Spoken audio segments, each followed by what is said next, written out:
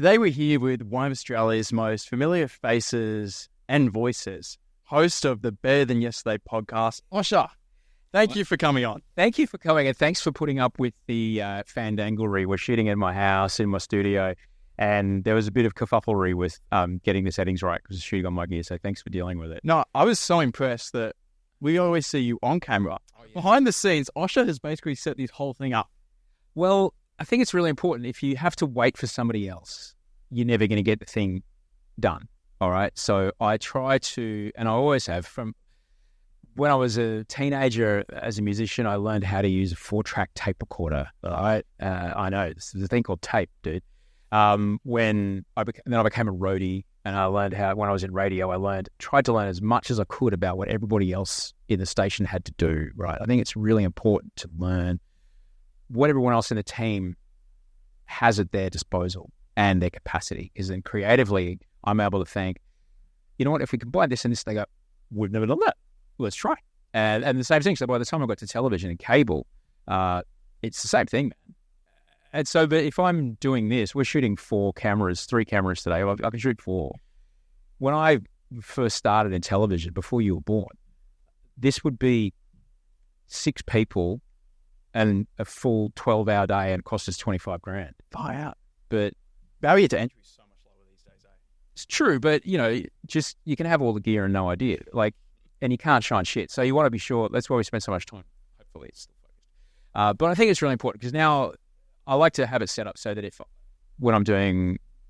I have a podcast idea, or if I'm recording someone or something, I just come downstairs and get it done. So do you film Bondi Rescue voiceovers in here? Yeah. Wow.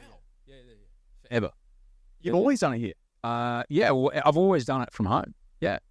I've always done it. I thought you'd go into the studio, you'd be with the team, but initially, got everything you need right here. I think initially I did, but then I moved to Los Angeles. I think initially I did, but I moved to Los Angeles in 2005, right after the first season got recorded. And then so in 2006, when it came time, we got picked up for a second season. I said, well, I can actually record it from my house. Like, what? Because I went to audio school. So, okay. And we don't have to get a studio. We don't have to sit down. You just direct me over the phone. And so I've been doing it on like dial-up and shit, but I could do it. And since then, things have come a long way. Fiber to the house now, which I had to pay for because for some reason, work expense. But for some reason we thought it was a great idea. No, we'll just use copper.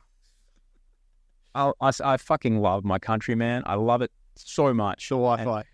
And sometimes we could probably do a bit better at something. Our modem broke actually yesterday and I couldn't print because I needed the Wi-Fi to connect to the bloody printer. So we had to go to Officeworks. Bad Wi-Fi just can destroy our job. It's on Maslow's hierarchy of needs. It's at the bottom there.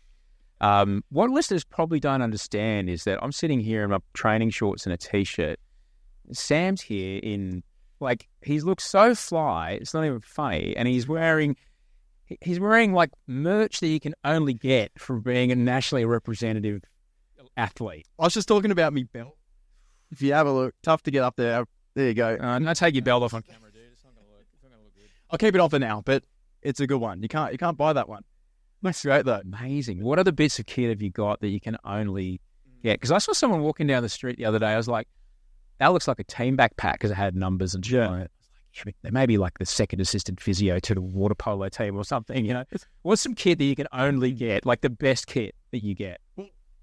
Things like Commonwealth Games. RMs with special tags that say Australia, Commonwealth Games, things like training gear, Olympic shirts, Olympic swimwear. A lot of the stuff that we get, you can't buy. Yeah. So when you give it away to a friend, I've given Ramon some shirts before, they value it. And we value it too. Yeah. You know how hard you had to work for it. Right. And also when you come to the gym and you wear your Olympic shirt, yeah, you know that you earned it. But then you're like, I'm going to have to pull a real fucking big deadlift here. Because I've got Olympians are slacker. When did you first dive into a pool deliberately, carefully? Well, I started diving when I was about 13 because the girl I liked was doing it. This is the way. But this is honestly, why people pick up guitars. This is why people ride motorbikes. It gets you a long way. That passion can go a long way. But yeah, when I was young, I was a bit lost. When you were young, is that where you learned to be resourceful? I don't know about resourceful. I think I just always had an idea of like, this is what I want to do, and I'm just going to figure it out. So when you were young, did you have a dream of what you wanted to become? Like, did you have a goal and a plan, or did it just roll on? I was 5, and in an ancient time, in an ancient place called the 70s in Brisbane, there was only 2 channels or 3 channels, and for most of the day, 2 of them played a test pattern, which, you're looking at me like, what's that? Test pattern was the most popular show on television, and it ran for most of the day, and they had classical music that they played underneath it. And I remember standing on my coffee table, conducting the orchestra that was playing on a test pattern on the television at 5. Because I knew what an orchestra was. My parents were very careful to make sure that they were, exposing us to whatever art and culture. I can see your guitars and I've always musical instruments. Yeah, I've always played. I've always been a musician, and so I've also got this brain that if I want to do something, it kind of can focus quite intensely, and so maybe that was it. Because bear in mind, at 5, I also went to go see a psychiatrist. So I don't know what was going on with me at 5, but something was happening, and so my parents sent me along to see a psychiatrist when I was 5. But as far as resourceful, I don't know. There's a thing to having a different brain, and I've got a different brain. How so? Well, I've been diagnosed with a lot of different things, but the things I guess that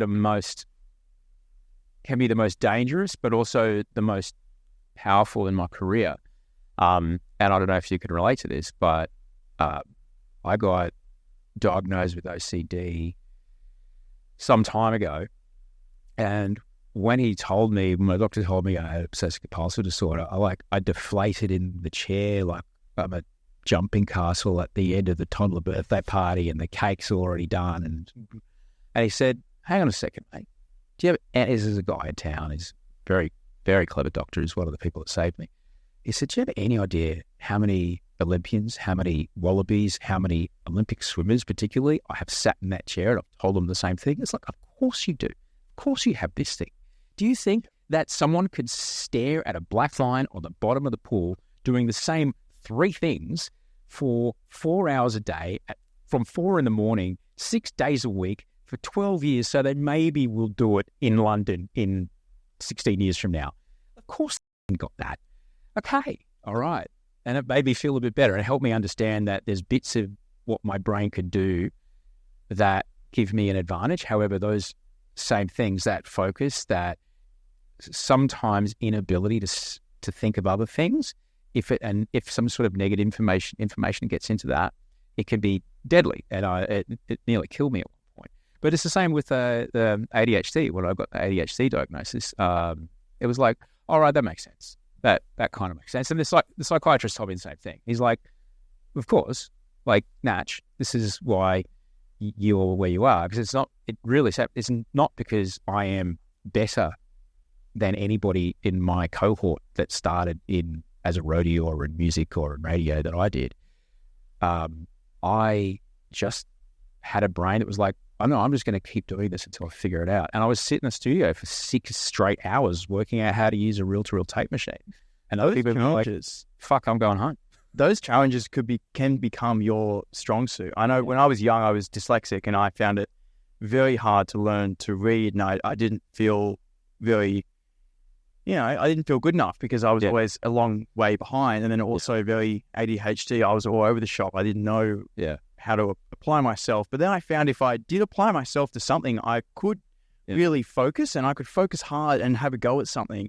But as a whole, I found it really hard to get into that mindset. Did you get, it's different now. There's access to all kinds of things. But when you were younger, how early on did you get a diagnosis? When I was in kindergarten, I'd be like D, A, D, like dog or something. I'd written B, A, B. Yeah. And my mum was like, what do you mean? Like, it's right there. So, and the teachers just reassured Mum that I'd be fine, and it was just part of it. But then I just could not read up until nearly year 6, where I ended up, Mum would take me to so many different places, and it took me so long to try and get over it. I did my high school fine and my HSC fine, but I feel like when I was young, that kind of taught me to be resourceful in other ways. Because I couldn't. And this is the natural way. One of my your weakness can become a mate. There's someone very close to me who's dyslexic, and I remember, we were little together, and I remember they, doing all these eye exercises and all kinds of stuff in the 80s is all I had. But this person now speaks fluent German with no accent, has 2, business degrees, works overseas in like this massive role, because essentially your brain is forced to think about things from a different angle. And so it's a different form of creativity. I'm interested, sorry, it's your podcast. But no. I'm interested, great on your parents for giving it a shot. And they were so supportive. I'd get 2 out of 50 in the spelling test, and I'd come home and they weren't angry. They were like, you'll be okay, you'll sort something out somehow. But I felt so lost. How early did you start to get strategies that, you're able to work in? It wasn't until Mum took me to so many different places. I went to a speech pathologist, and she just scared me. Yeah, right. And that just straightened me out. I feel like fear's a good teacher. My first diving coach as well, I was scared of, and that straightened me out. But that intense focus that you spoke about is something that I can relate to in my training. I can be very divergent, but when I want to do something, your brain just finds a way. Yeah. I didn't get the ADHD diagnosis until Wolfgang came around. He's our toddler, and the psychiatrist actually said to me, it's actually fairly common that people have found a way to, people of my age, I'm 50, people of my age have found a way to cope through the whole life. But when that extra layer of stress shows up, and the extra kind of, what the fuck is this? Because it's life and death every second. That's when everything kind of breaks in your capacity. And so I had to go, I'm doing everything my doctors are telling me, it's still really hard. It's difficult. The advantage that you have, though, is I can only imagine I've got this, twitchy little... You've given me one as well. I love it. It's so great. But I can only imagine when you're on the team bus, there's a lot of bouncy knees. Oh. You combine that focus with a whole bunch of people that are very different and have different coping mechanisms with a ton of stress and pressure, and then you throw them all together, and sometimes magic happens and sometimes it doesn't, and you just keep trying. Which is when I think about people who are particularly coaches of athletes, where it's the same thing, just ever approaching zero on a curve but never getting there, and the difference between gold and fifth is the width of a fingernail. Like coaches who are able to manage those kind of things are just astounding. Like that guy that helped Phelps, that's an unbelievable story. I reckon that particular story, I think, helped a lot of people. Helped me. Just hearing, hang on, this guy, he did what? Just every day, the same thing. They figured out when his heat was going to be. That story is amazing. That they figured out when his heat was going to be when he was in Beijing. And so 2 months earlier, that's what they did. That exactly, 10:57 when he was supposed to get in the pool, every day, that's what he would do, routine. And then finally when he did jump in and his goggles fell off, they'd been training because he would turn the lights off in the gym, in the pool. And he's like, this is fine. I know it's 26 strokes and then 24 strokes and then 23 strokes and then 20. Incredible. Yeah. But because he'd done it 1,000 times. It's amazing. What about something like TV that's not something you can practice every day? Yeah. In terms of you can't just do your strokes. You've got to be witty. You've got to be sharp. Yeah. What do you think's giving you the skills to perform on that stage? Look, I think it's just... Look, a part of it was the way I came to it was as a person that struggled with anxiety when I was really little.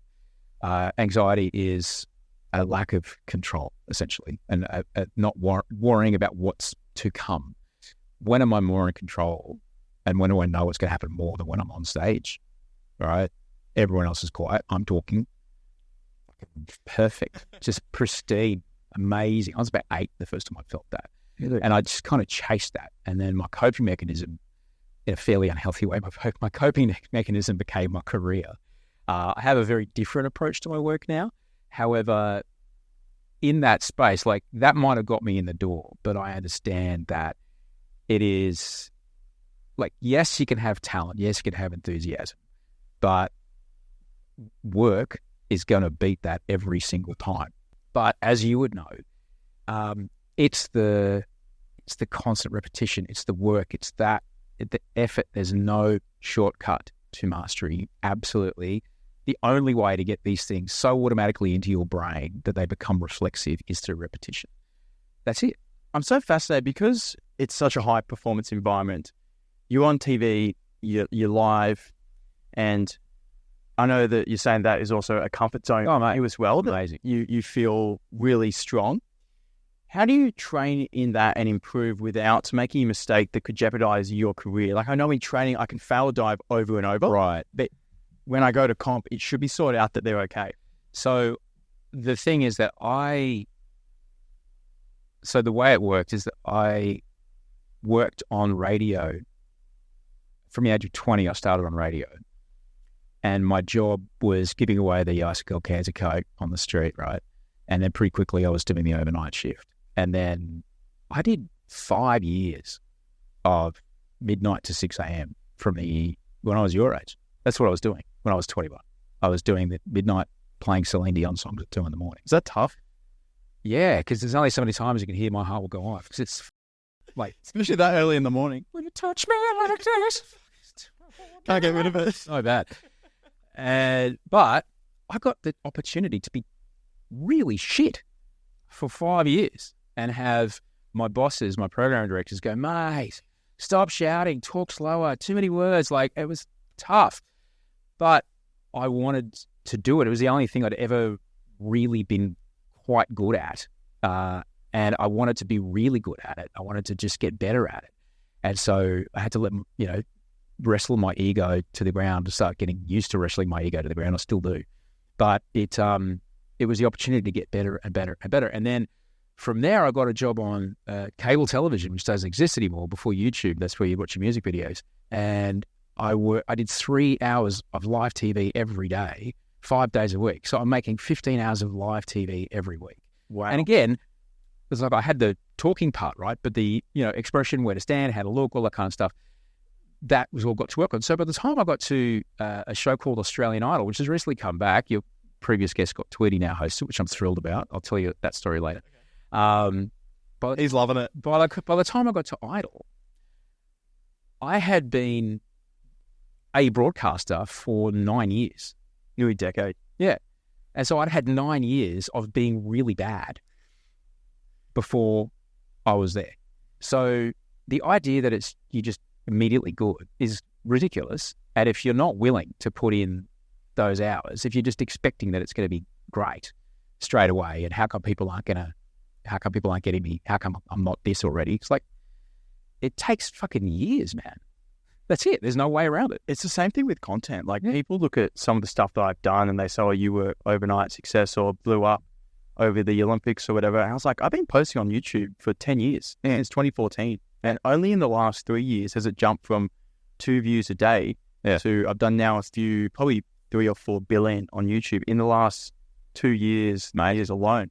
But it was from all those years of trying it. And people don't necessarily see that. And I think sometimes with social media, it's very easy to forget that. Same with TV, because we see you on TV talking, nailing it. And we're like, he's always just nailed it. But that's not the case. But I also, much like yourself, I treat every time I'm on camera, every time I'm on the mic, this interview, I treat it as an opportunity to get better at what it is that I do. All right. That's what I get out of work now. I find great pleasure in approaching mastery. I might be outwardly, someone might think, wow, you're, this or whatever. But, Lewis Hamilton still wants to get that 10th of a second, 100th of a second faster around the track. He might be in the lead, well in the lead, but he'll be like, yeah, I can pick up another second, thanks. And he'll do it because that's it. There's enormous, and if you haven't discovered that, it's fucking unbelievable, man. Like, the amount of joy you can get out of just figuring out how to do whatever it is that you're doing, just a teensy bit better, the things that it does to your brain is magnificent. You're activating reward centers. You're getting a healthy sense of dopamine release. You're getting a healthy sense of satisfaction. You're not just going through the motions as well. That's the other really interesting thing. You're actually mindful about what it is that you're doing. You're not just, putting on the indicator, playing a podcast, driving the same way you drive every day, the same thing. And like, did I just run that light? I don't even know. I wasn't paying attention. I'm in such auto mode. We only have one life. And it's important that we take every 4,000 weeks. That's about how long we're alive. So we've really, it's really important. So to be aware of what it is that you're doing. And I think that's another part of what I really like is the actual present approach to what it is that I'm trying to do. Now I really get a lot of joy out of that. And it does some cool things to my brain that helps it work a little bit better. I just try to find these marginal gains everywhere to not end up in the trouble I was in. Those marginal gains, and you were talking about as an athlete, that repetition and consistency in the pool. Like you may say we get in every day and do the same stuff, but in my mind, it's so different because I'm focusing on a different detail to try and sharpen it every day. Yeah. So I may be doing the same thing, but always sharpening it in a different way. Yeah. How do you sharpen your skills today? How do you continue to improve? I think, as you would no doubt, you've got a lot of data at your disposal. You've got footage, you've got, replays, you've got all kinds of things, and you can actually track, various things that you're doing through your day and how they affect what it is that you're doing. Even to like, I had a bit more coffee than I normally had, and I pooed 20 minutes closer to when my, training was, and I would perform differently. Like you're able to assess all those things. That's the difference between getting on the cover of the Wheaties box. Getting on the cover of the cornflakes box or whatever. Getting the big Nutrigrade deal. I actually worked with them recently. Nutrigrade. Yeah, exactly. Well, that's the thing. Like that's a difference between getting on the Nutrigrade ad or, I work in corporate now. That's the fucking difference. And that's what's at stake. And that's amazing. So how do I look for improvement? I listen back to everything I do. I'm a lot better at self-critic. I'm a lot better at critiquing myself than I used to be. I'm way less personal about it. Okay. I have enough trust in my own ability to go, I can see I'll sort it next time rather than you piece of shit. Right. That's not it's useless. Yeah, and it affects you just as badly. Yeah. Like if you had a coach that called you that every time you fucked up, we'd be like, this is not good. That hits home for me because I know that when I used to compete when I was young and I'd do bad, I'd really beat myself up over it. Like I'd be like, oh, you're worthless, or like, how could you do that? And I just felt terrible. And then I realized, or I just decided, you know what? I'm going to try as hard as I can. And if it doesn't work, I'm proud of me because I just did everything I could. It just relieves so much pressure. So people may not realize, but there's been research that backs it up, that if you have that kind of self-critical voice, if you talk to yourself like that, it is as bad or sometimes worse as if someone was standing in front of you saying it to you, all right? And would you ever be in a relationship with someone who spoke to you that way? Would you ever be in a workplace with people that spoke to you that way? Would you ever accept a kind of like if your coach spoke to you that way, you're on current affair next week, pal. Especially these days. Exactly. Fuck yeah. So why the would you speak to yourself that way? And like my former manager, I was thinking about this just yesterday because two of the big TV shows that I work on aren't coming back, and I'm thinking a lot about something my former manager said to me. He said, like, and it's a really powerful one, only you know how hard you've worked to make your dreams come true. All right. And I said that to G when she was going through her HSC, right? And I'm so fucking proud of her, man. Because I told her, like, I can not get a job and I can come home and say, how did it go? So, I pitched the show, they went into it. That's okay. And they're fine. No one will ever ask a question. But I'll lie in bed at night and I'll know, really fired it in. I didn't really put the work in. Mm-hmm. I didn't do my research. I kind of fucked up on the pitch. I left a lot on the table. Like, yeah, I have to live with that for the rest of my life. All right. It's that same bit of voice. And I don't know why that guy. Yeah. So I want to be able to say, I did everything. And it is in that hard work, even if the result isn't there. And it's hard in your gig because it's a very results-oriented gig. It goes fast. Yeah, exactly. But if I'm working towards a result, I can promise you, thinking the idea that, it's going to be better when, mate, I have had the TV equivalent of a gold medal around my neck, and it's not better because I thought it would make it all better. It didn't. All right. What makes it better is I could honestly say that I did everything I could have absolutely done to do this day on set. And tomorrow I'll get up and do it again. And if the rating comes back, it looks great. And if the show comes back, that's great. I know from my heart, that's it. And because I get growth out of that, I get growth out of that. And that's kind of all it is. Once I started shifting from, the results are nice, all right, but they don't last and they do not make you feel better. I know your life is about getting that gold piece of thing in your teeth for the photo, and it's a big deal, but it's not the. I'll put it in the context of this. I got nominated for a gold Logie, right? It's just a big TV thing, right?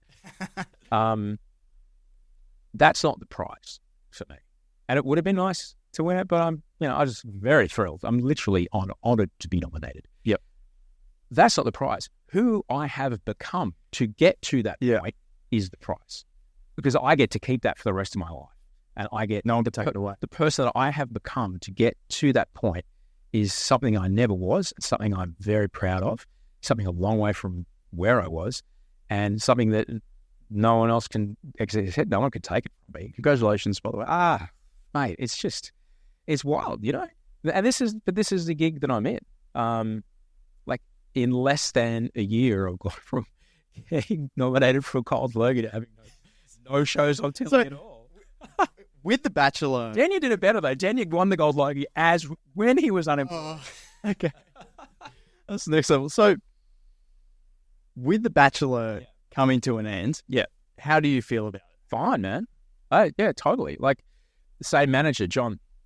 He's passed away now, but he's so wise, an amazing guy. He said to me, look, unless you're hosting the 6 o'clock news, one day, that big show you just booked, one day is going to get cancelled.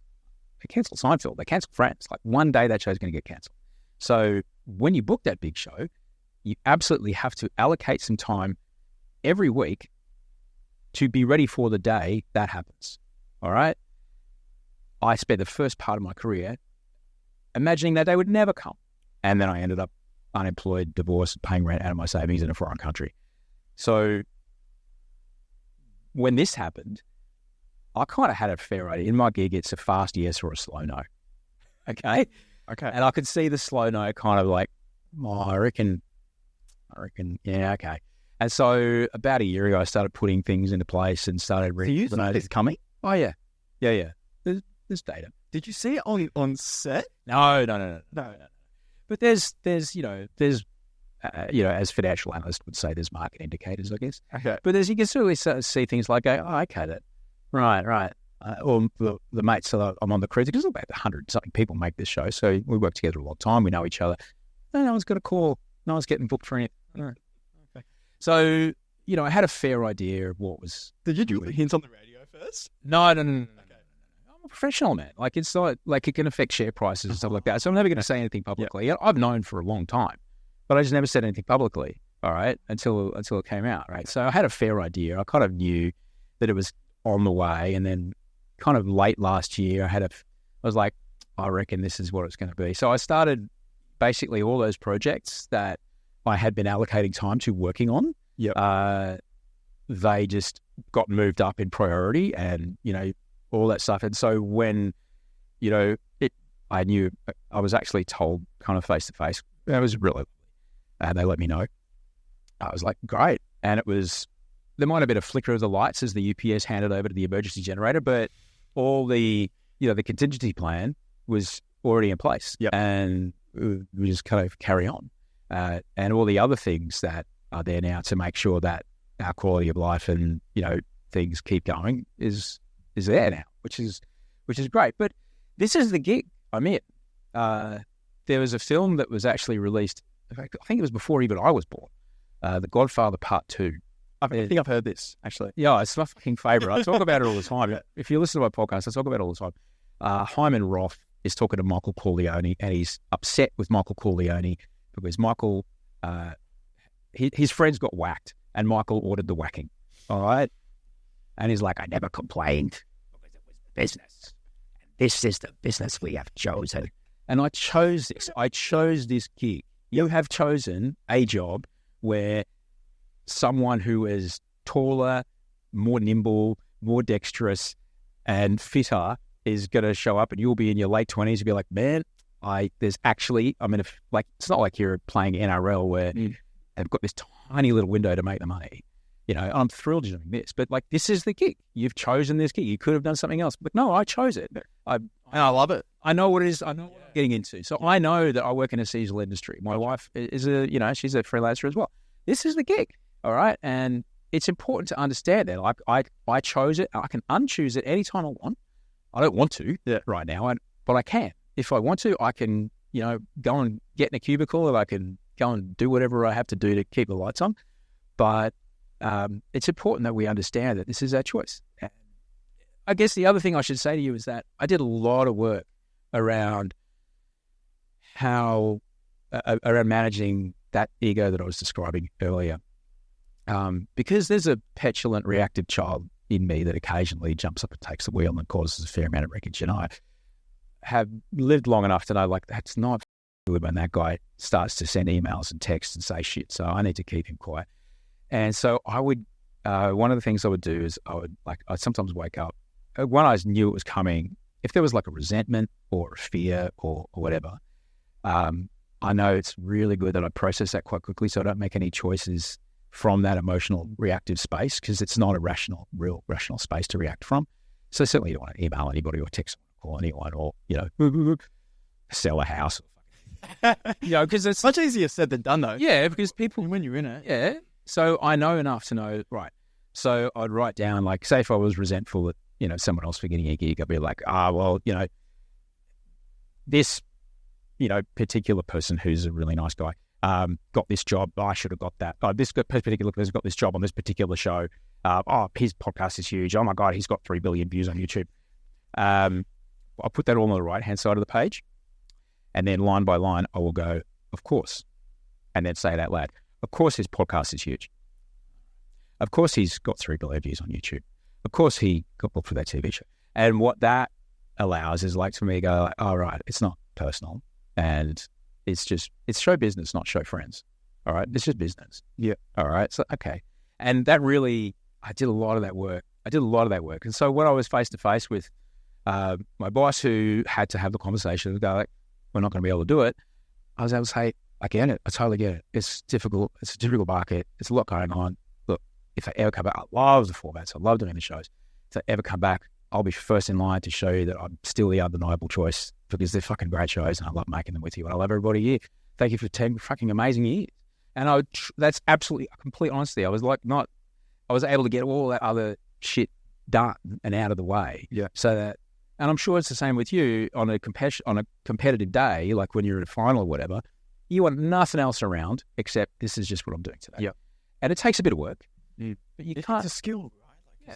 But that doesn't happen accidentally, right? It's a deliberate play. It's a deliberate choice. Wolfie was asking me this morning as he was eating his breakfast. I got my big notebook and it's like, what are you doing? What are you writing, Dad? It's like, I'm just, sometimes when I've got really big feelings, I kind of write them out and it helps me make sense of them. And I can look at them and go, that's a bit silly. That's a great thing for him to learn too. Well, this is the thing about being a parent. You get this opportunity to be like, right, what would I have liked?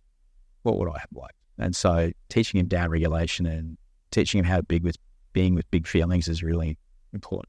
I really appreciate how open you are about things like this, because people find a lot of value in like that rawness, because so many people may feel a similar way, and when you don't hear anyone talk about it, you feel alone.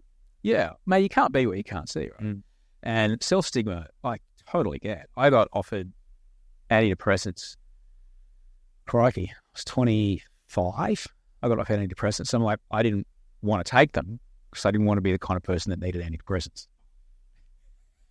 What followed was 7 years of calamity. until I was finally like, kicking and screaming, go, please give him some. Like I was, yeah. And similarly, when I was really sick, I performed a magic trick of the mentally ill as old as psychiatry itself. Of like, if I don't take these antipsychotics, I don't need these antipsychotics, therefore I'm better. Ha-ha! No, I just got way worse. Self-stigma is a real problem, and I understand it because I've been through it. When I first tried to stop drinking, I didn't want to go and get help because I didn't want to be the kind of person that needed help to stop drinking. Turns out I am, and I was, and I did, and it's a whole lot better. and you're living the dream. Well, yeah. Having a crack. And that's the thing, even now, right now, this very moment, you and I sitting here, this is someone's dream life. With a nice rain in the background too. That's my dream life. This is someone's dream life. And you know what? And right now, these are the good old days. I'm 50. I'll look back on this moment 20 years from now and going, I remember when I was able to talk for a straight hour and I have to get up and pee all the time. It was amazing. It's tricky, because I always try to remind myself that when I'm competing, but it's tricky when you're really stressed and you're under the pump. And I try to remind myself that when I am stressed, that these are the good times and I do need to enjoy this moment while I'm here. But it can always be hard to appreciate, like when you're a little bit stressed around comp. How do you downregulate in those moments? I do a few things. So I listen to the rain if I'm trying to sleep. So I love that. And then a little bit of breath work. And I always strip it right back, no matter how stressed I get, whether it's the Olympic trials tomorrow or... You got the Olympic trials tomorrow? No. What I was going to say. What are you doing here? 3 weeks. 4 weeks. Yeah. But yeah, I just try to think two things. I'm alive. I'm here. Yeah. That's all I can ask for. And as long as I go out there, I'm better off than not going out there. Yeah. And so no matter how stressed I get, I just try to keep that as a baseline and just go up from there. Someone I used to work with, Abby Coleman, is an amazing radio announcer up in Brisbane. She used to Google who won a gold medal on the day they had the flu. And that's something that she would kind of, if she was having a bad time at work, or she was like having a hard time getting out of bed or whatever, she'd say, which woman has won a gold medal on the flu? She'd be like, look at that. If they can do it, it's humanly possible. It's humanly possible. So therefore, I'm a human. Here I go. So I'm fascinated in the just how, for the kind of discipline that you're in, just physical precision and reflexive reactions. Mm-hmm. You just have to drill those neural pathways in. So you're not even thinking about it. It just happens. Like I don't know. Like turning on the indicator when you're turning left or right, and just the way you make it happen right. If you don't do the right things, you'll make it happen wrong. It's fascinating, yeah. When we're training, just small things like every day doing extra flips, doing imitations, which is even just staying there, moving my arms in the right position for hundreds and hundreds of times, and not just having a good crack one day, but every day I have a strict routine that I come up with, so I own it and I enjoy it. Yeah. And I just try to stick to that and what works, and then visualize, and then consistency in training, and then listen to your coach and look at the video. It's so many different things. Yeah. And then you just go in a comp and hope it all comes together. Hope you've done enough. Yeah. The visualization thing is something I use a lot. Do you use that in your line of work? Do you use it to achieve goals or to hit lines? How do you? Absolutely. Oh, without a shadow of a doubt. Yeah, absolutely. So the thing is that in the kind of, I think for in the business of non-scripted, which is what people call it reality television, but it's non-scripted is the kind of industry template. Essentially, the gig is you're trading in authentic human emotional reactions, right? I can't tell you that you are about to, win this thing if you do this thing. And by the way, your dad's flown in. All right, I can't tell you that twice. All right, if I don't have a shot of you going, all right, I can't say, can you just cry one more time, please, when I let you know that this person isn't that into you and you can leave. So it's super important. It's super important that it can only happen once. All right. So coming from a live background was really to my benefit. But you can't do it twice. So I have to be able to do it absolutely perfectly the first time. And sometimes those, depending on if you're following story or something like this, what we've written or what we've put together completely doesn't make any sense, especially in the last 30 minutes before whatever the final moment of the show is. And I'll have to rewrite something and we'll relearn it. I got up to about maybe 450 words I can put together in your memory. Get about 20 minutes. Yeah, I can do that. How do you do that? Well, it's simply like I get the floor manager. Like if it's, say, for example, it's a big show like The Bachelor, right? And there's 25 people out there and whatever, and they say, we need you to go in because this particular person, they want to walk out, and everyone's always free to go. Like this person wants to go, but before they go, they've been having a bit of argy-bargy with this person there. We need to tie that storyline together because otherwise it won't make sense when they go. And I said, okay, so the contestants are aware of this? The person who's about to walk is, like, she or he will have said, I want to get out of here. There's like, okay, great. But just for the people at home to understand why you're leaving. Because at the moment, I don't have anything on camera. Like, say, for example, you've got to have on camera the reason why something happens. Otherwise, it doesn't make any sense. Mm-hmm. It's like at the end of World War Z, when Brad Pitt can suddenly use a 9mm handgun. It's like, you're a fucking research doctor. When did we see you go through military training? Right? It just makes no sense. Right? So it has to make sense in the edit. So you would say to this person, listen, mate, we've got to say, if it's a guy, it's like, we get it, understandably.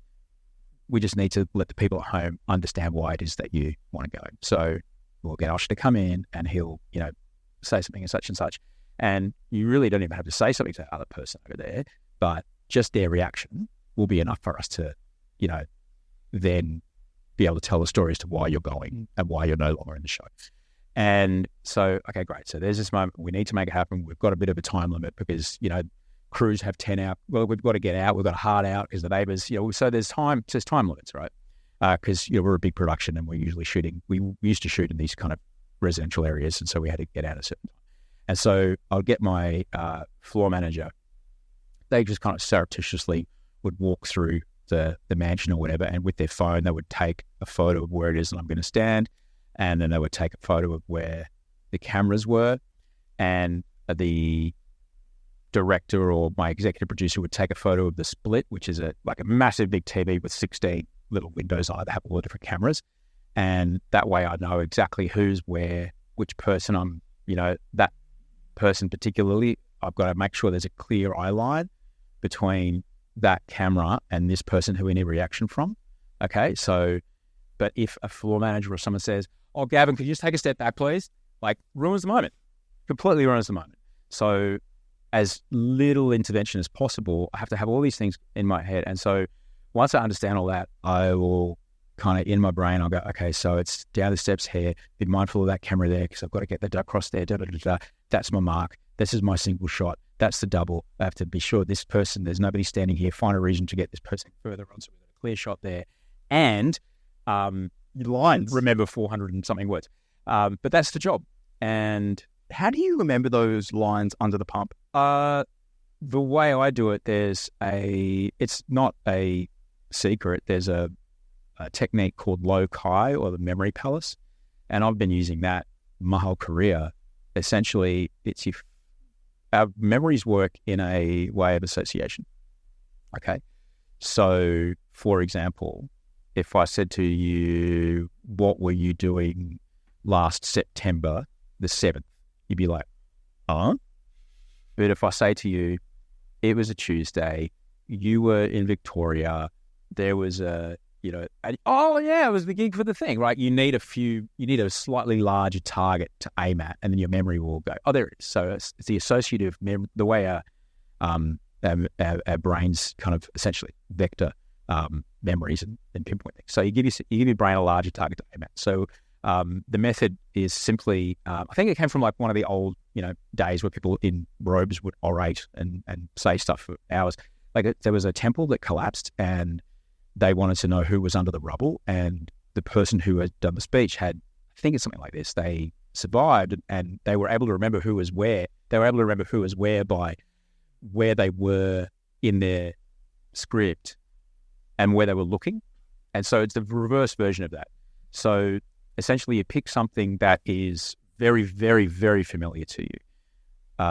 For you, I would say walking from at the pool you train at, walking from the bench in the change room when you got your togs on, all the way up to the 10-meter deck, right? And as you walk, you go, okay, well, what's the first thing? I would zip up my bag and put it down and then turn. Okay, so if I'm zipping up my bag and the first thing I have to say is, welcome, ladies and gentlemen, I'm Sam Fricker and I'm here to, give away the prize for whatever.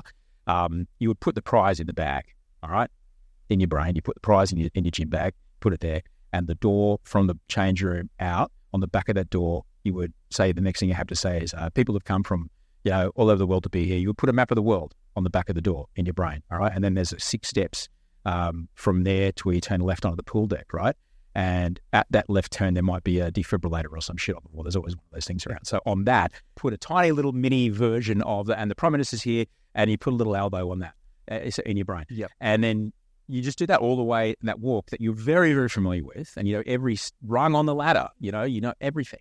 So that's how you do it. And then you just, I would try to do it 5 times without making a mistake.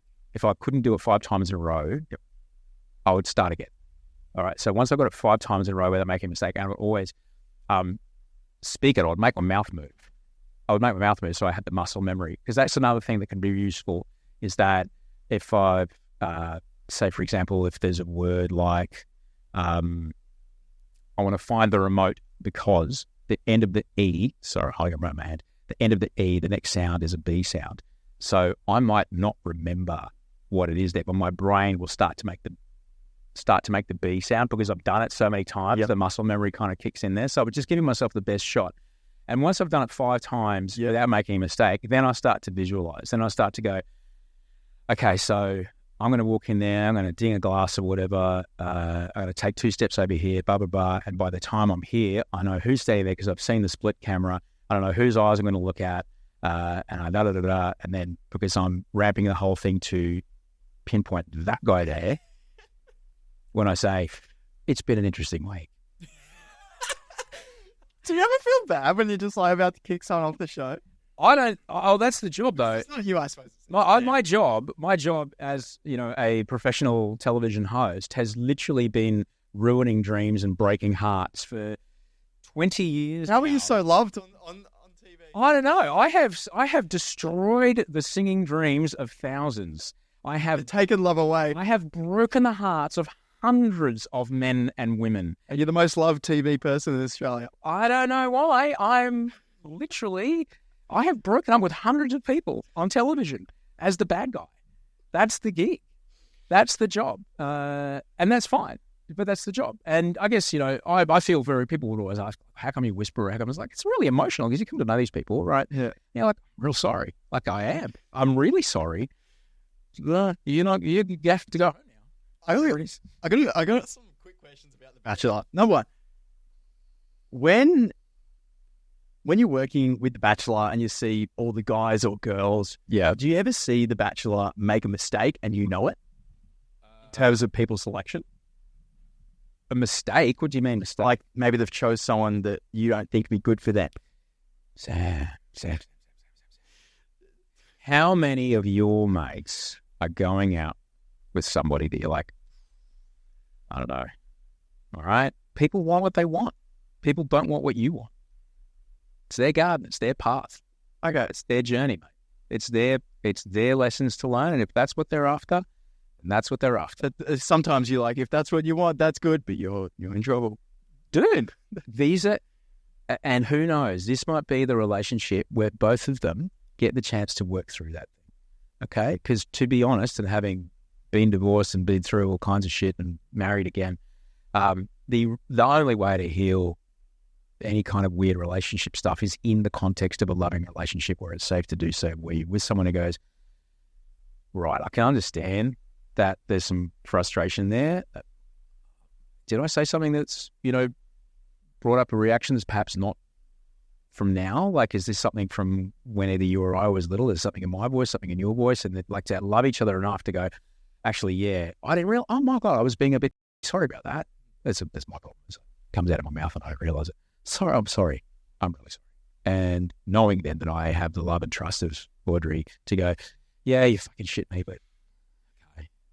But because she knows that it's just a thing that doesn't belong here. And that's the thing. You would see a person go into this relationship and go, you know what? Maybe that's the one where they both figure it out. That'd be nice. I'm not going to give you, I don't think there's no value in being shitty. It's not. The truth is, I would rather have an optimistic outlook upon these things and hope that people, because I've had that. I have it with Audrey. It's the healthiest relationship I've ever been in. All right. And it's great.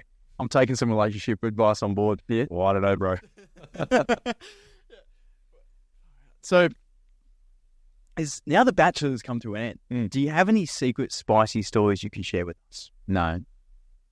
Was it all aired? They just, anything that was like pretty rogue, they just... What do you mean? What do you mean secret? What do you mean spice? I don't know. Is there anything that like you have to cut or anything that was like really interesting that we didn't see? There's always more story than you're going to have time for, right? You're shooting 8, think about it. You're shooting sometimes 8, sometimes 10 cameras for 4 to 5 hours. That's a ton of footage and a ton of stories to follow.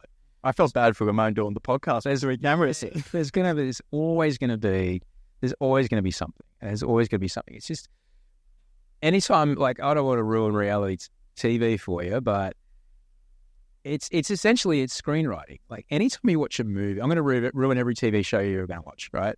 Have you ever heard of Chekhov's gun? All right. So Chekhov was a playwright, and there's this classic moment. There's a classic kind of theory of it's like the what goes up must come down, essentially. It's that of any kind of storytelling or screenwriting. Chekhov's gun is something I'm going to up, but it's essentially, Chekhov's gun is essentially if a gun is introduced at any point in a play, the gun has to be fired before the final curtain.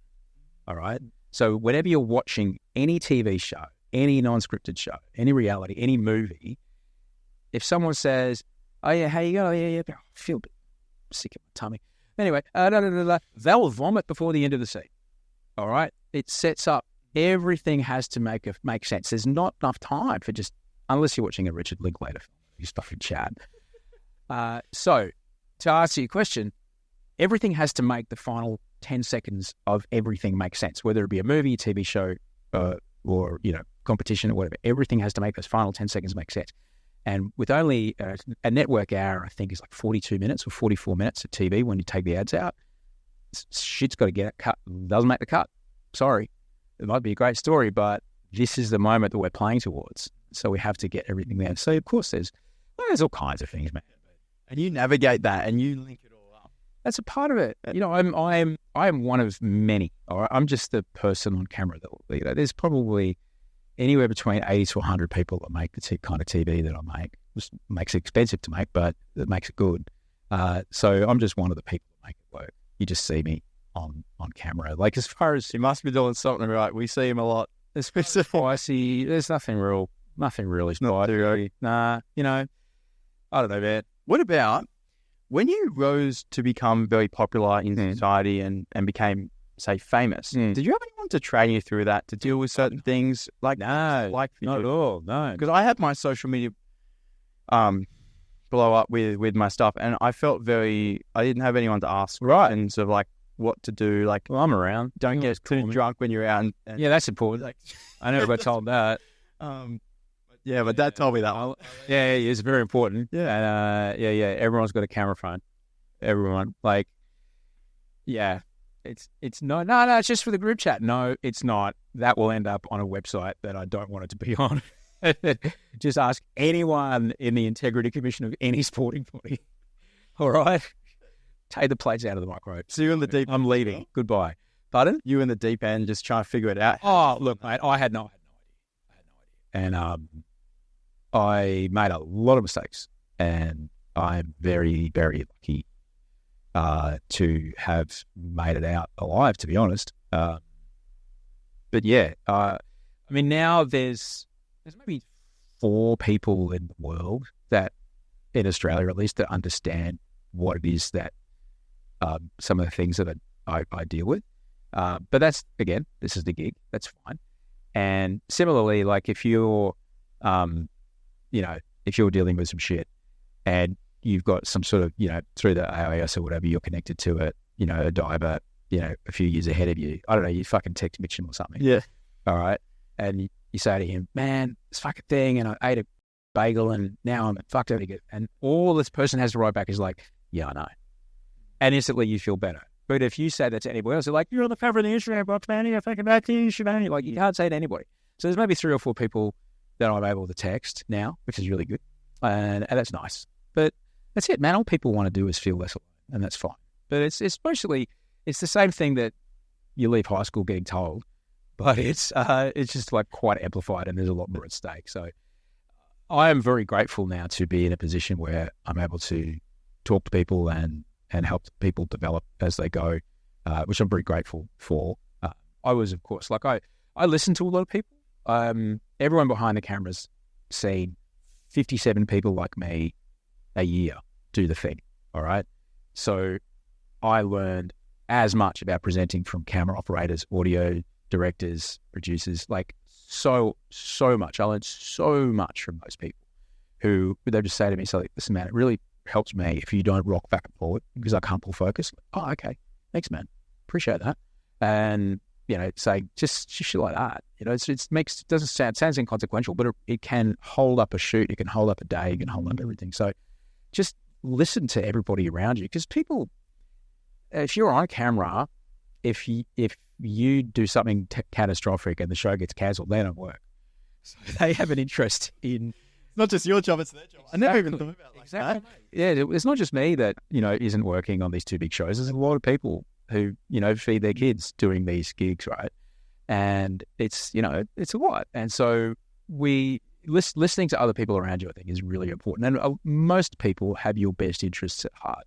And if someone says, maybe it's not a great idea to be doing that thing, they probably mean it. They're not just trying to stop your fun. Yeah.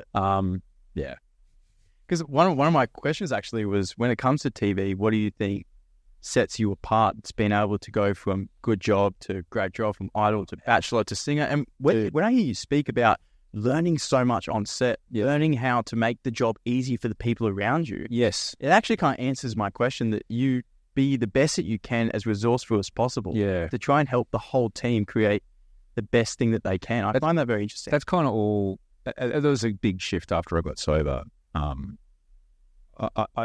can only say that I work very hard to, because make no mistake, there are other choices of people to host TV shows, okay?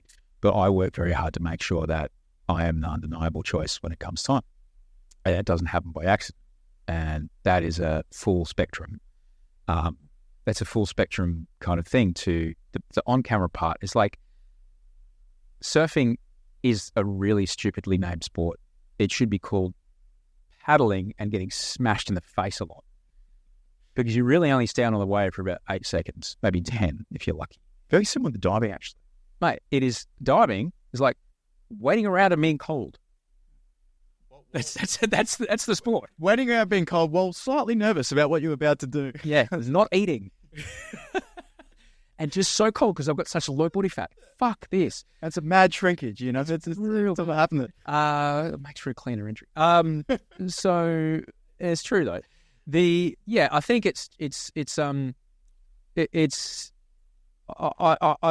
just someone that halfway through, basically, once I got sober, I kind of reframed things to be like, look, if I can get to work and do the best I can to make everybody else's day as easy as possible, then I've done my job right. And what that will do then is I will then be hopefully on time, know my shit, stand in the right spot, be prepared, get it done, be amenable to work with, go from here to there, blah, blah, blah. It's not always that way, but I try to do that. And that's something that I really, really, really focus on.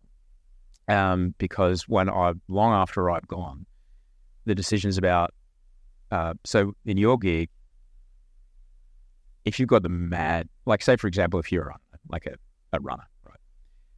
That person might be the fastest, but they need their own bus because it's a bad time on the road, with that person.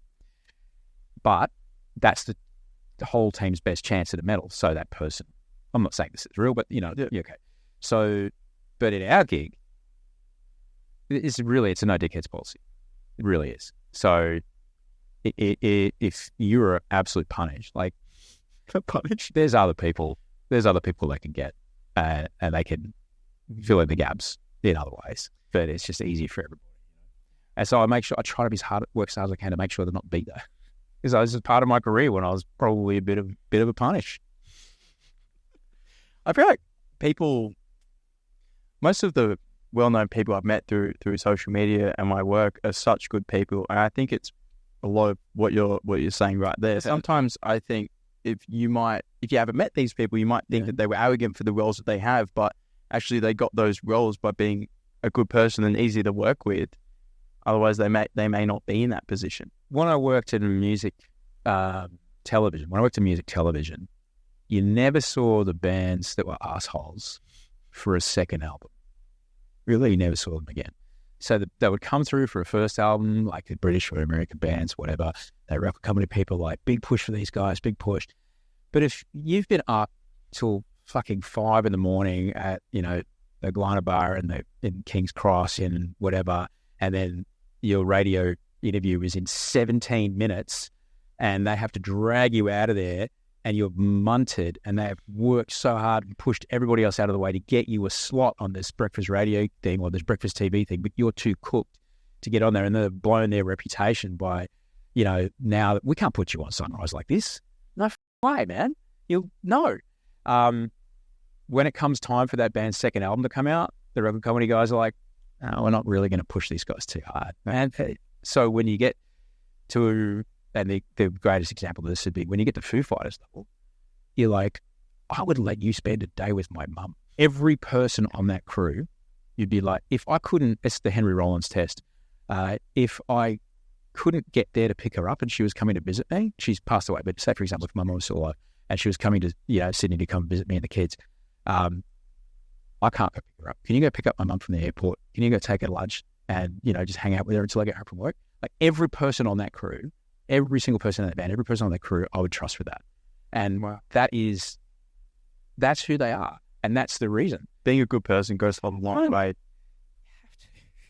You have to. Like the days of just being just repugnant because you're, I don't know, maybe in some sports, you can, I'm going to make up a sport because I don't want to out anybody. Some sports, mate. But you can flick 750 orange Zupa Dupas through a basketball hoop over your head over the course of your career and be a bit of a reprehensible prick. People go, yeah, but how good was that one against you? That was great. Best ever, best we've seen. Great, paid my multi real big. I think some, like, particularly machismo kind of athletes might be get a pass on some of that stuff, but it's not good. Looking after my health as an athlete is important because I need to perform. That's the job. I've seen it. You look after your health with the saunas, the ice bath. How has that affected your job? And in your line of work, why is it important to look after yourself? You got to. I spent a lot of my life. I started blackout drinking at about 14, and I stopped drinking at 36. So the majority of over half of my life, really not doing a very good job of that. Not doing good things for my brain, not doing good things for my body. You only get one brain. You look damn healthy. You must have been. Well, you only get one brain, and you only get one body, and you get about 4,000 weeks of life, and this is it. And every one of us is going to die. Everybody you love, everyone in this room, my family, your family, all our dogs and cats, everyone, everything dies. This is it. This is the only round. This is the only shot we get. So. It's important to protect. You got to protect the asset, man. I don't care what it is that you do. You are going to do it better if you look after yourself, and it's going to be easier and less emotionally difficult if you look after yourself, if you look after your sleep. And that's really, really important. There was somebody I knew that got checked into a psych ward, and I said to them, okay, I was interviewing them. So what happens when you check into a psych ward? And when you check into a psych ward, they check themselves in. They make sure you get 8 hours of sleep. They make sure you're eating 3 good meals a day. They take you for a bit of a walk. They sit you down. They have a chat with you. You give you an opportunity to kind of speak about things that might be bothering you. They, do some sort of activity where there's other people involved, where you're helping another person. We don't need to check into a psych ward to do those things, but that's where they start you. That's day one. They make sure you take all your meds. They make sure you do what your doctors are telling them. That's day one in a psych ward to check in. How important those small things really are. But all of us have that, man. Yeah. Without a doubt, if you can just improve your sleep, your life will be amazing. All about it. If you drink enough water, your life will be even more amazing. I heard you like water, and I brought you a bottle. Appreciate that. Got one here. Thank you, mate. I have a lot down here. So yeah, you've got to protect the asset. And I know that, like, particularly around exercise, if I haven't trained for a little bit, like day or two, I can get a bit prickly, and I don't like that. I don't like being agitated, and I don't like the feeling of being reactive.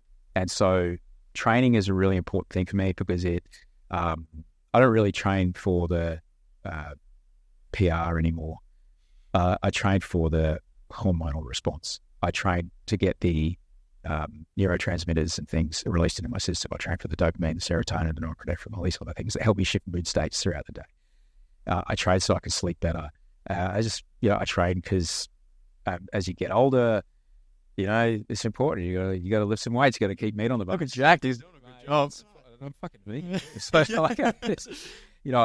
try to eat well. My wife Audrey's an amazing cook. She really, really, I can cook. I cook for myself just fine. She's just way better at it. So my wife Audrey really looks after me. And I think it's, you're going to make better decisions. You're going to have a better time at life.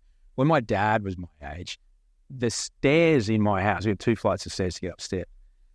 When my dad was my age, those stairs would be his worst enemy. He would not want to live here. He would probably never walk. He would never come downstairs, because he'd be breathless. This is a man that, drank and smoked his whole life. I don't want that. All right. Like I said, I'm 50, and this is how I want it to go. Fit, dead.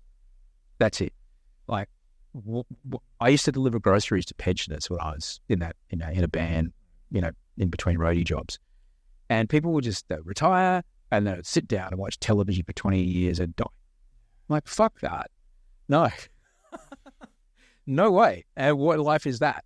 It's the cognitive decline, vitality, I think, is so important. It's this precious thing that as you get older, and as I'm on the other side of 50 now, it's really, really important to, you will lose it, over time. You don't always do anything about it. Yeah. You have to.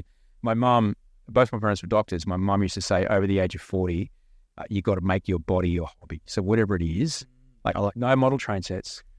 No. No puzzles unless you're jogging while you do the puzzle. Golf, tennis, gardening, whatever it is, make sure that you're moving your body to do it. And if you do that, you'll be just fine. All right? Because that's exercise. And that's why it's super, super important you got to look after yourself, man. Because if I'm crabby, if I'm not sleeping well, I'm a punish to be around, and then my family don't want to be around me, and people don't want to work with me, and I don't do very good work, can't think straight.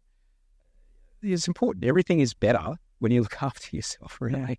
The health is a long-term thing too, because I've always thought, as an athlete, we train day in and day out, and we've got to be peaking for physical condition. And I thought, once I'm done diving, I've got to find something that can keep me sharp, keep me doing something to have that for the rest of my life. Because when we travel, we have doctors who are older, maybe 70 or some of them 75, and they walk every day. Yeah, when we're there, they're walking every day doing exercise. Some of them still play ice hockey over in America, and they always say it's the most important thing to just retain that muscle, it'll take you through. Yeah, because it's all part of the, it's the hormonal response. It's all this kind of thing. It plays a role in everything.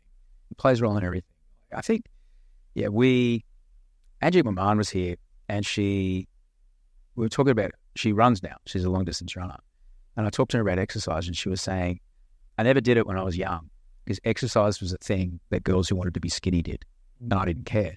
so I never did it. But now I understand exercise is something that I do to feel better in my head, which is how I came to it. I came to exercise because I just felt better. Mental clarity in my head. Yeah. And so the angry man with above-the-knee King G's with a beard and a whistle screaming at me is like, fucking hurry up, you fat... because I was in the 80s, you could scream at kids at school like that. That was exercise, and I hated it because I was really unfit. It was all stitches and it hurt. I was like, I don't want this. It was painful. I didn't like it. Now it's like, oh, man, this is great. I feel amazing. Being willing to be with discomfort is one of the greatest secrets of life. And I think that's the thing that many people don't understand. If your life, it's Susan David, she's a psychologist. She splits the time between Harvard and Melbourne, actually. Uncomfortable feelings are the price of admission to a meaningful life. This is what she says. And being willing to be with discomfort is what life is. Like, you have to, like, how can you really enjoy a meal if you're not willing to be with the feeling of, dude, I'm hungry. All right. How can you really not enjoy a fantastic week if you're like, dude, I am busting. All right. That is life. It is. All that success when it comes from all that sacrifice and hard work. All life is, Sam, is tension and release. That is all life is. It's the tidal breathing. It's sleep and wake. It's hunger and satiety. It's energetic. It's tired. It's exhaustion. It's heartbreak. It's love. That is all life is. Life happens between those two. Yin and yang. Life, exactly. And we have this idea that, oh no, I can't ever be the bad part. And I'll do everything to avoid that. Drink, porn, drugs, gambling, sometimes all of those at once for me. No, man. Like, it's okay because nothing's permanent. There's atrophy in everything. We all going to die. Nothing's going to be the same way as in 5 minutes, let alone tomorrow or a week from now. So, yeah, it's discomfort. It's uncomfortable now. But if you're willing to be with it, it actually feels a lot easier the moment it's gone. And so I deliberately work on that. So I do that at the gym, but that's also part of what the sauna thing is like that as well. It's like deliberately exposing myself to discomfort has been profound. How much more I am and how less I'm still reactive. Don't get me wrong. My wife and my stepdaughter probably tell you is like, I am nice, so past it. That's fine because I probably am, right? But I feel way better. Feels way less than it was, which is good. And with the Masked Singer coming to an end, did you see that one coming? Look, everything's gonna end.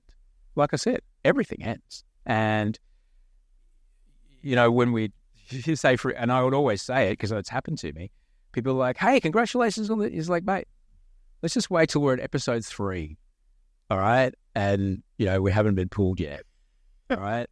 Because this is the thing, man. You can make it, and then you hand it off to the network, and then that my job is done.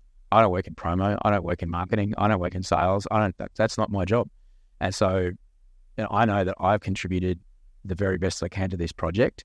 What happens next has nothing to do with me. So if it's a success, it's actually got nothing to do with me. If it's a failure, it's got nothing to do with me. My job ended here, all right, and that's it. And so everything I said to you earlier, everything ends. Every show ends. Doesn't matter. No matter what it is. The news is probably going to end eventually. Everything ends. Do you think TV is dying to social media? I think we're in a very significant market correction when it comes to visual content. That's what I'll say to you. And it's either the most terrifying time to be in the entertainment business or the most exciting time to be in the entertainment business. I personally think it's the most exciting time to be in the business. Move, pivot. I know you've started your podcast, but you've had that for a decade before it's trending.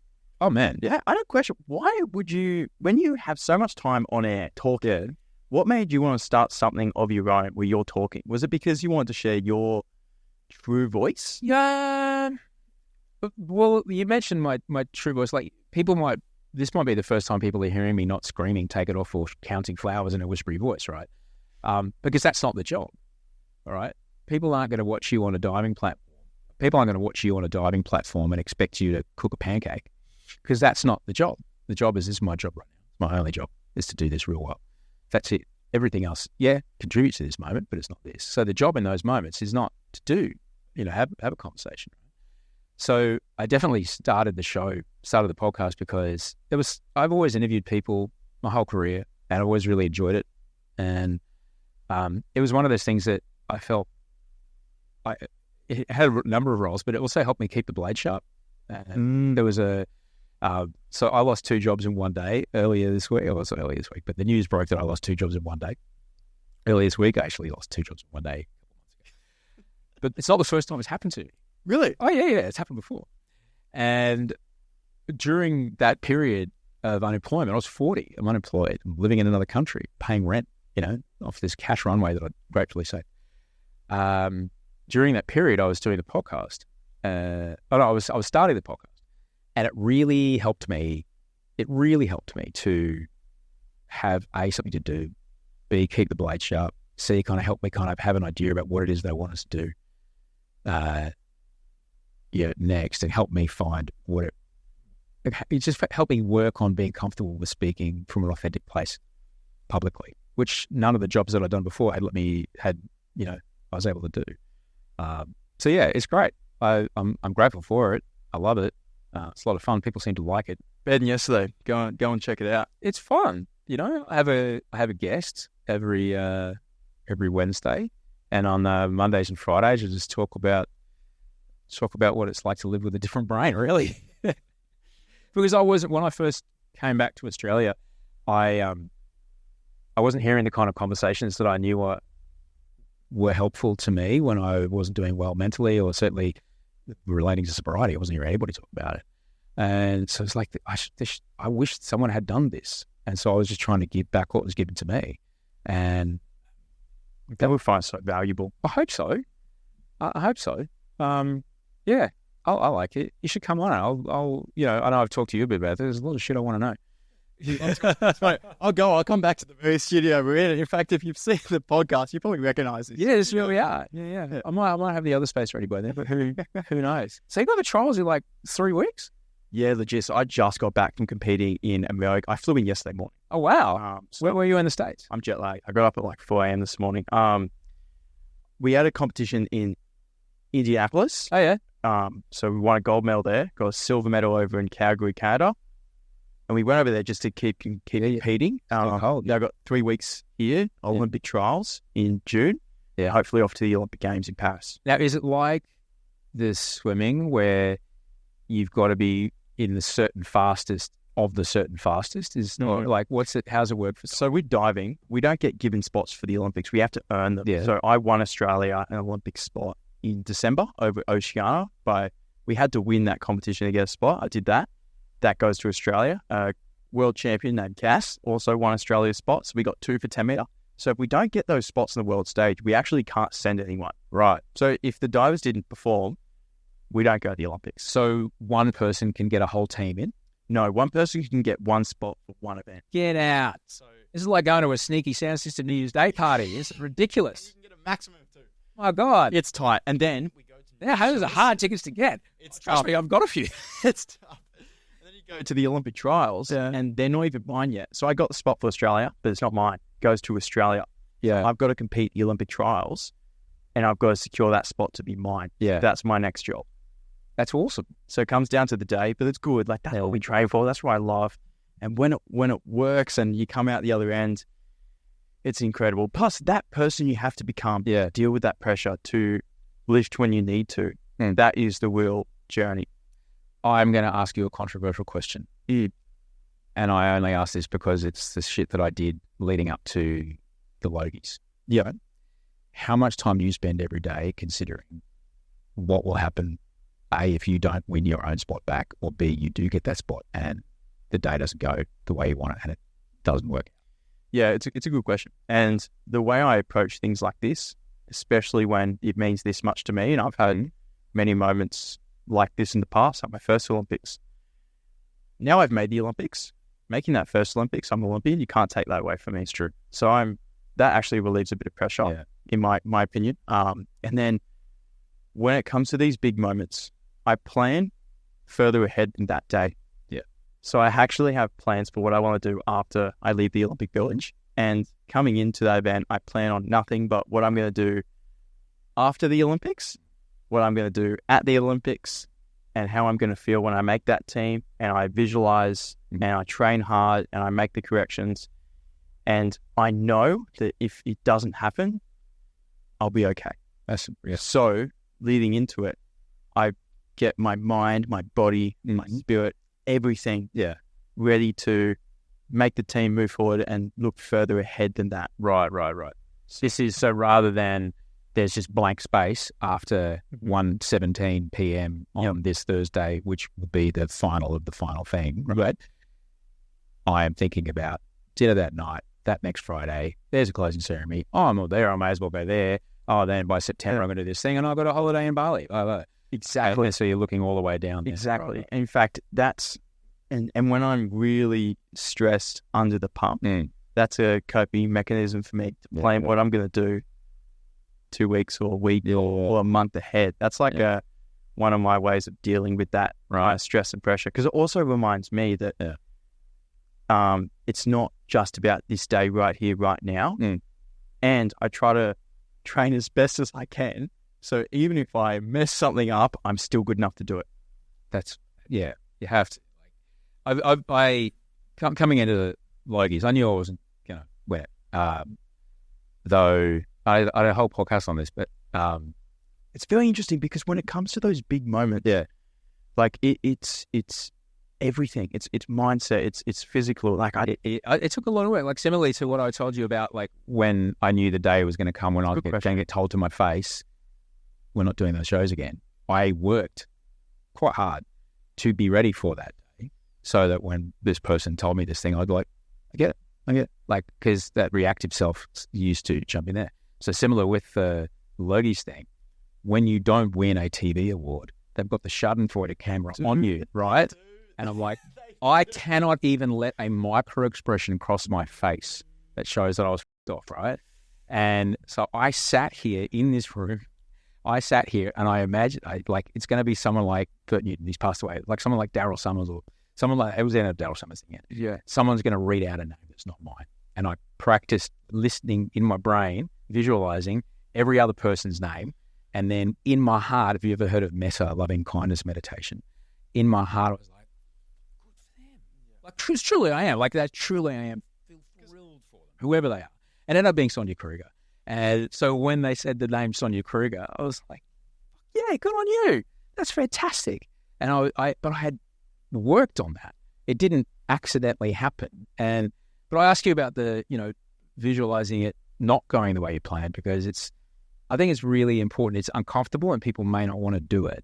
But even if you spend the space of just 5 breaths, remembering that your dad's going to die, your mum's going to die, your kids will die. Do you find that freeing? I find it enormously freeing. There's a skull on my desk. Can you see it? Yeah, I did. I saw another one that kind of looked like that skull up in this corner. Yeah. Oh, that's a monkey. But that's a skull. That's Darren Hayes' skull. He used to sing in Savage Garden. And so actual replica?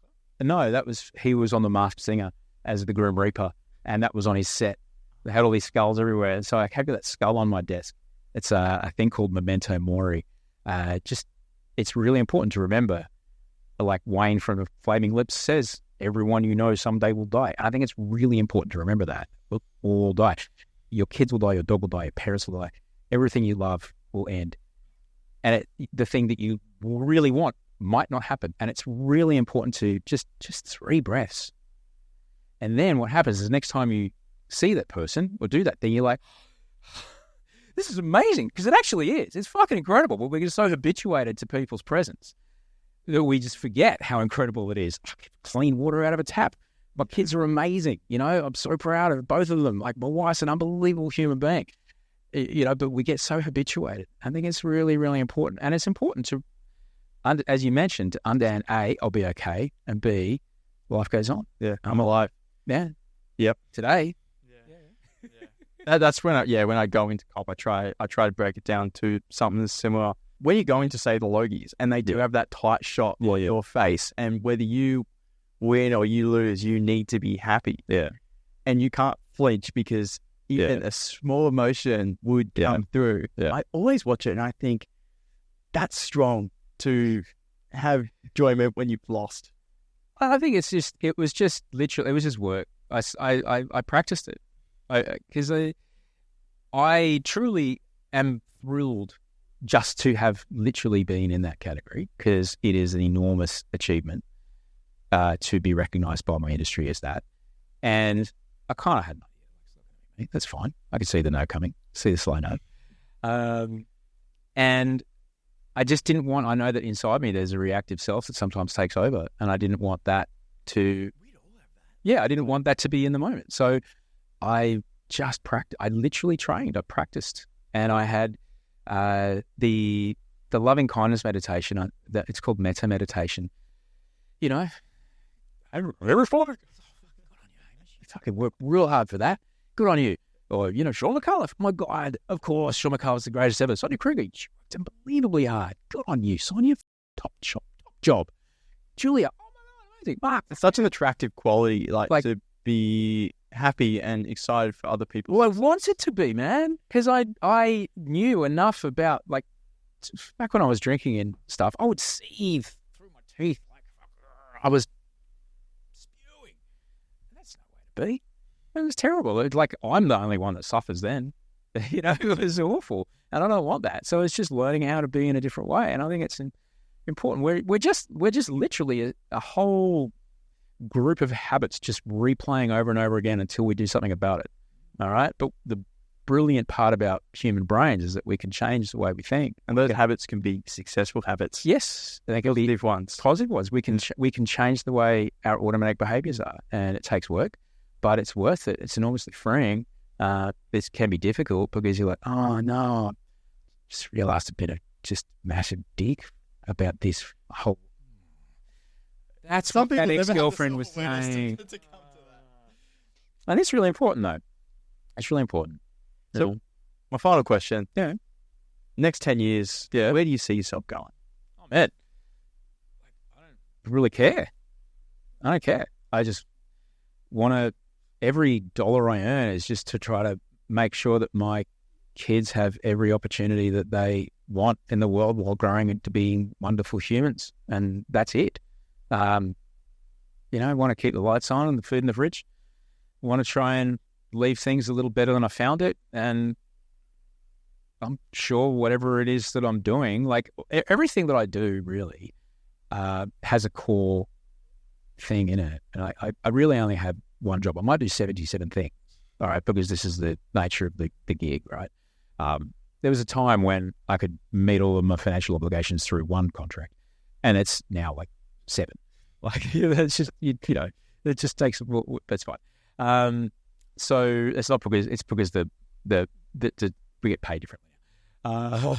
So before the GFC, life was very different. Were they just like dumping tons of money on this stuff before? Oh man, yeah, but don't worry, I was, you know, a terrible alcoholic, with a big fan of benzodiazepines and prescription painkillers. So I dumped a lot of that money on very stupid and very dumb things, and none of that made it through. So there's a couple of nice cameras that I still have, but that's about it.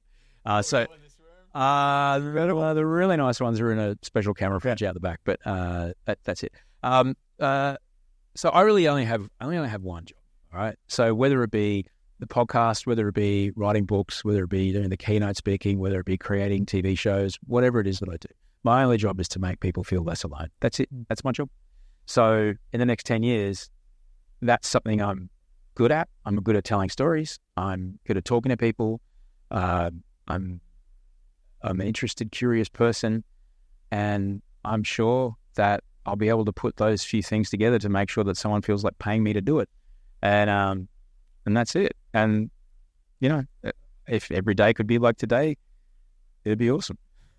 I really appreciate your time today. You spread so much joy to Australians all over the country. I know I grew up watching a lot of your stuff, so it's been a pleasure. Well, man, I'm grateful that you asked. I really am. Like, I'm very grateful to help anybody. That's the other thing, you know. I was telling Wolfie this morning, he always wants to play these games where I get it, he's 4.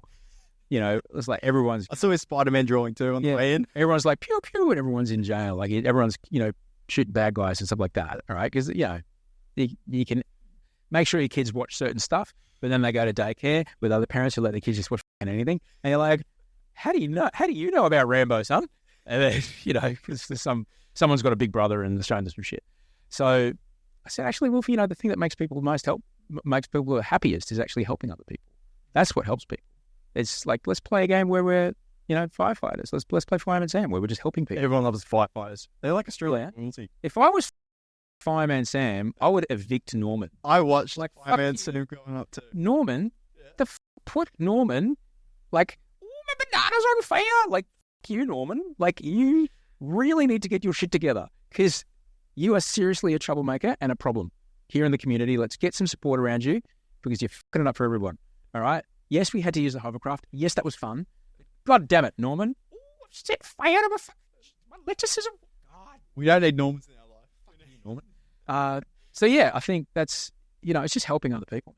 So I'm grateful to be in a position where I can be of help, be of service to others. And that's, that's a really big part of staying sober is being of service. But I would recommend it. Like, if you want actual happiness, helping other people is the only thing. That's how we got to where we are. There's a book by a guy called Rutger Bregman. Had him on the show. The book's called Humankind.